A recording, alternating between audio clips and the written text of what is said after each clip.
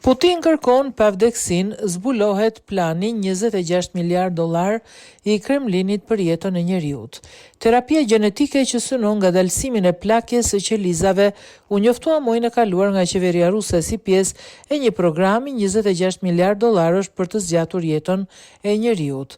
Lajmin e raporton Wall Street Journal.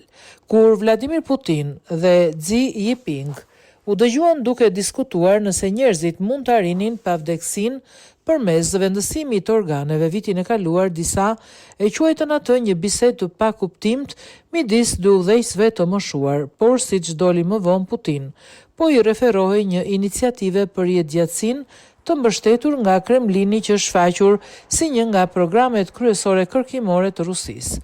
Miliarder si Jeff Bezos, Sam Altman dhe Peter Thiel ndajnë të njëjtin obsesion me Putinin në kërkimet mbi plakjen. Megjithatë, në Rusi, kërkimi tani është një përparësi shtetërore dhe përfshin printimin e organeve, mbarshtimin e derave të Guinness për transplantime organesh dhe ekspozimin ndaj temperaturave shumë të ulta. Terapia e gjeneve.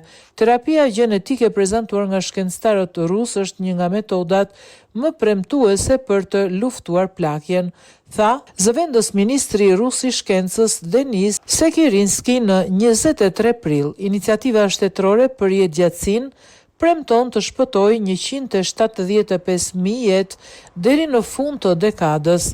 Shkencëtarët e caktuar nga Kremlini janë përqendruar në dy teknologji: bioprimtimin, krijimin e indeve të gjalla me printera 3D dhe ksenotransplantimin, ku indet dhe organet rriten në dera të Guinness.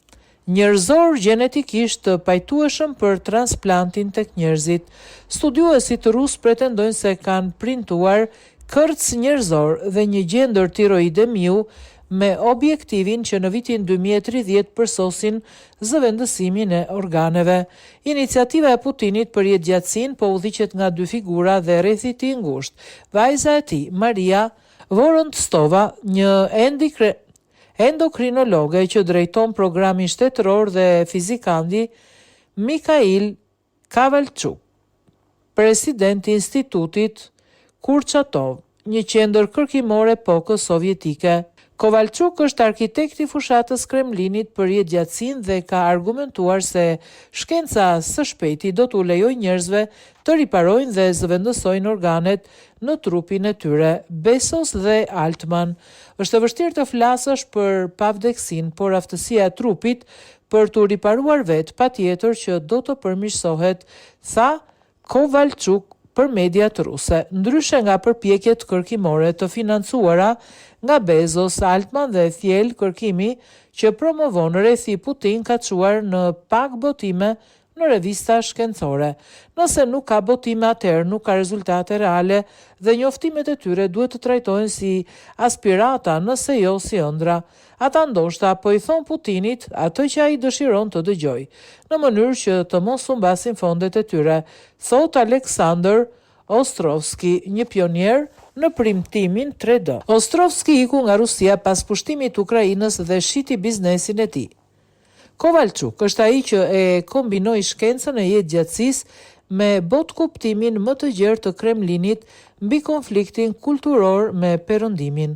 Në një fjalim të vitit 2015, Kovalchuk, i cili beson se Shtetet e Bashkuara të Amerikës ishin pas pandemisë COVID-19, paralajmëroi se Perëndimi po shkonte drejt krijimit të shërbëtorëve njerëzor, individ orientuar drejt veprimit me vetdije të kufizuar dhe kapacitet riprodhues të kontrolluar. Putin ka thënë se filmi sovjetik i vitit 1968, Epoka e vdekur, është ai që bindi atë të shërbente në KGB.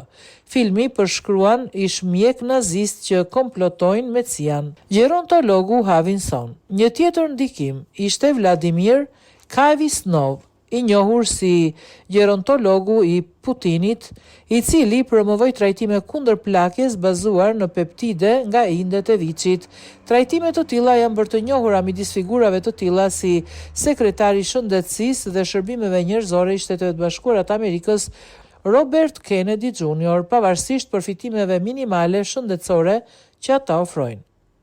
Kavinson kishte thënë se po kërkonte mënyra për t'ia zgjatur jetën udhëheqësit rus, vdekja e të cilit sipas tij do ta zhyste vendin në krizë. Kavinson, i cili argumentonte se njerëzit duhet të jetojnë deri në 120 vjet, vdiq në vitin 2024 në moshën 77 vjeç.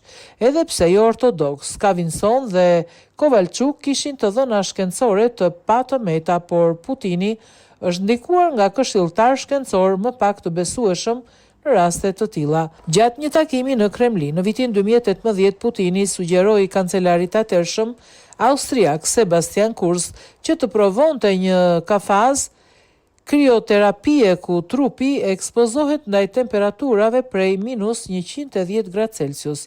Presidenti 73 vjeçar rus ka kultivuar një imazh të aftësive fizike përmes pamjeve të tij të inskenuara duke gjuajtur lakuriq nga mesi e lartë, duke luajtur hokej dhe duke ngar një Harley Davidson. Megjithatë, prapas skenave, udhëheqësi rus është i shqetësuar për përkeqësimin e tij fizik.